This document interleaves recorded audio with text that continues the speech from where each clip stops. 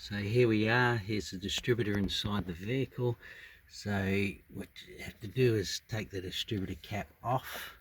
That's going to be held on by a couple of clips like this.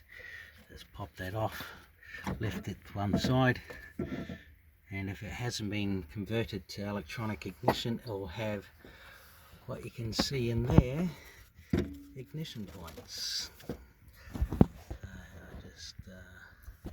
Let me get a bit of light on that, make it easier for you to see that.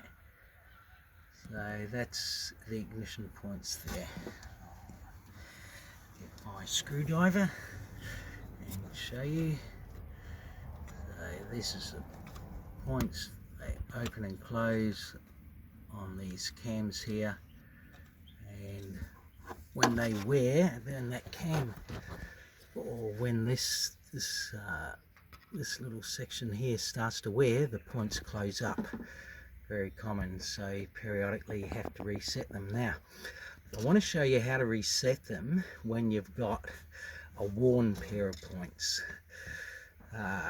Customer in my case is saying don't replace them, just reset them, so that's what I'm doing. Now the setting is going to be, you need a set of these feeler blades, and I'm setting them to 15 thou, 0.381 of a millimeter. I think the factory setting was somewhere in the ballpark of about 12 thou. I'm just going to open them up a little bit more to allow for wear. Now when they're worn, they're going to have a burr on top, and so the idea is don't push them all the way in. You see the points opened up when I push them all the way in, because it's riding on top of that burr, that burnt section. So what you got to do is just gap this first bit, and that's to get rid of that, to take the burr section out of the equation and set them there. Now to set them, you undo that screw and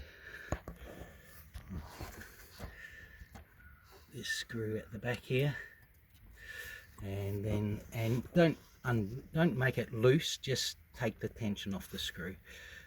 You don't want them moving around too much. Then you put your screwdriver in here. See, there's a little raised section there, and a cutout.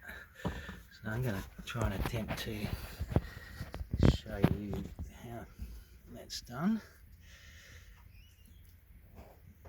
So you just stick your screwdriver in here, and if you wanted to close them up, you twist it that way, and if you wanted to open them up, you pull it that way, and that's how you set your points. Okay, and now after you've set your points, you then have to set the ignition timing, because if somebody has adjusted the timing after the points have been worn and you open up the gap, what you're going to be doing there is advancing the ignition timing, and it may be too far advanced, so then you have to reset the ignition timing with a timing light. So there's a few old school tools that you might need. This particular person sourced me out because I've been in the trade for 40 years, and I did my apprenticeship on these sort of cars, and there's a lot of mechanics have no idea how to do this anymore. So I thought I'd make a quick video to show you, and then I'll also show you the timing light. But before I show you that timing light, I'll show you how this all goes back together.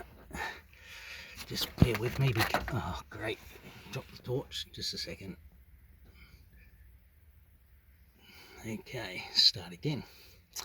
Right, so this cover goes on first. Doesn't look, some of them do lock into position, but this particular one doesn't. That's just like a dust cover to protect the internals. This is your rotor button. If you have excessive burning there, that's just a bit of carbon from the center. This is from the ignition coil, and the carbon button is a little bit worn. It's done a few Ks, this one, and a little bit of burning on the distributor, but nothing I'd write home about. An easy way to check to see if these distributors are burnt out is just to disconnect the coil lead off the center here up against there while cranking the engine, and if you get a spark, you've got a leaking rotor button. So you should get no spark whatsoever, because if you're getting a spark, you're basically burning through to earth on the inside under here, and it's common where you start getting hard starting problems or completely no start. It's just there's a rotor button that's burnt out. So that's one thing. So now that does lock into position. So then you just, it's interesting doing this through a camera lens. Oh, drop the torch again, and knock the torch, a magnetic torch that sticks to everything that you don't want it to, and won't stick to things you do want it to. Funny that. I'll show you the timing light. Now this here is a timing light. It's fairly simple, this one, because some of them will have will power up actually off the battery, and you have to connect 2 leads to the battery. This particular one has a 2 double-sized D batteries inside to power it up, and then all you have to do is connect that to number 1 cylinder. Now there is an arrow, make sure that goes in the direction the spark's traveling. So in this case, here's number 1, and the spark is going from the distributor out to the spark plug. So that is the way we want the arrow pointing. Now in this particular case, this induction connector will, if you leave it sitting down here like that, it'll pick up on that spark. If you leave it over there like that, it'll pick up on that lead. So it's a little bit tricky. You kind of had to hold it up like this while you're checking the timing. Now I'm going to attempt to show you that. Now bear with me, because this car and the owner hasn't got the money to fix it just yet. It has an exhaust leak between the 2 manifolds, between the intake and the exhaust manifold.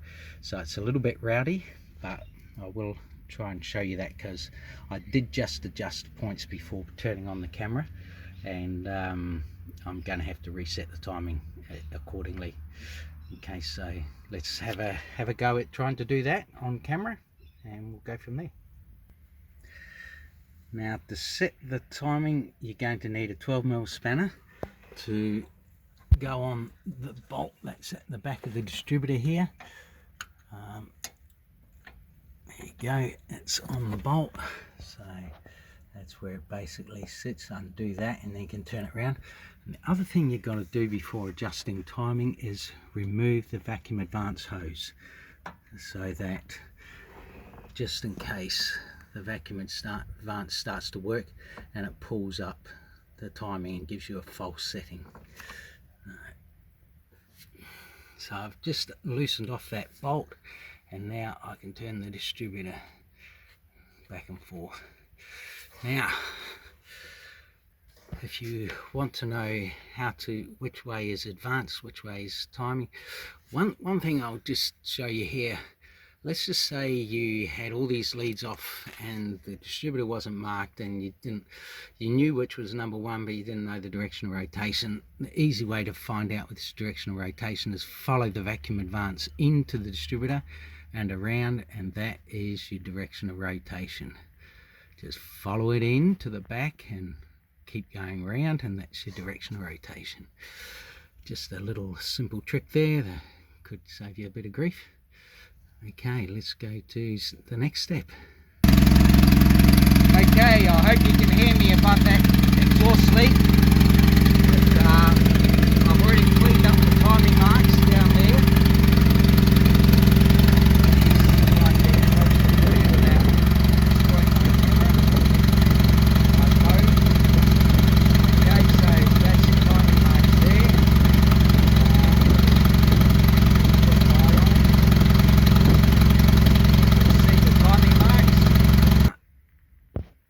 show you this manually. Now you can see a white mark. I'll just try and get that for you. Zoom in. See that white mark? I put that, that's the timing mark, that's top dead center, and I mark that so it's nice and easy to see when the engine's running. And if you come around onto this angle here, you can just see the mark. That's a bit better there. Oh, that radiator's hot. And when that number one sparked, let's just see if we can zoom in here. Yeah, and I set, it should be between 8 and 10 degrees. I had it set about 9, just roughly there. So each time that strobe light flashed, that's what I saw. So that's how you basically set it. So to advance, when we go back to the distributor here, to advance the timing, you pull the vacuum advance unit this way, or the distributor in anti-clockwise direction. To retard it, you go in a clockwise direction. And that's it, guys. Hope you enjoyed the video. Hope this helps you guys that have the old school cars.